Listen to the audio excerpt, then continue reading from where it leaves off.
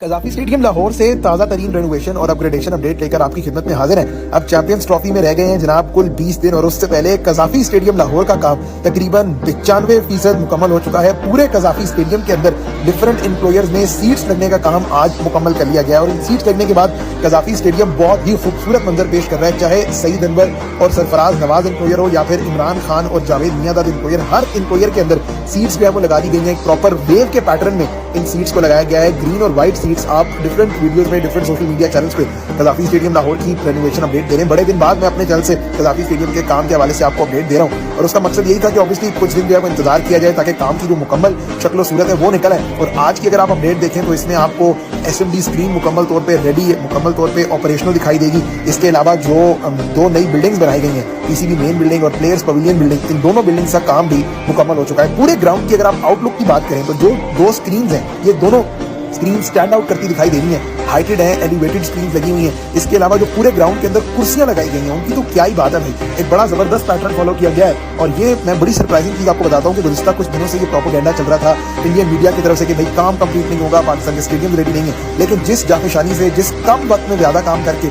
Stadium को तैयार किया गया है, जो भी स्टेक होल्डर्स हैं, पाकिस्तान क्रिकेट बोर्ड है, जो FW, बाकी कंस्ट्रक्शन कंपनी है, ये सब लोग क्रेडिट डिजर्व करते हैं। और अगर आप ओवरऑल कजाफी स्टेडियम की जहां आपने सीट्स देखनी है, एसएमडी स्क्रीन देखनी, वहीं आउटफील्ड की बात करें तो लश ग्रीन आउटफील्ड दिखाई दे रही है आपको। यानी ऐसा लग रहा है भाई कि ये यानी ईडन गार्डन स्टेडियम हो जाए या फिर मुल्लापुर का स्टेडियम जो इंडिया में रिसेंटली बना है, बिल्कुल उसी तर्ज पे बनाया गया ये स्टेडियम है। कैपेसिटी के हिसाब से अब 35 से 40 हजार लोग जो हैं वो बैठकर कजाफी स्टेडियम में मैच देख सकेंगे। 2 बड़ी नई स्क्रीन जो है वो लग चुकी हैं। फिर उसके अलावा इंक्लोजर्स जो है, पूरे इंक्लोजर्स के अंदर जो है वो ज्यादा लोगों के बैठने की जगह है, फ्रॉम टॉप टू बॉटम आप गुजर सकते हैं इंक्लोजर्स के अंदर। इसके अलावा जो बड़ी अपडेट है वो regarding the players pavilion building है जनाब।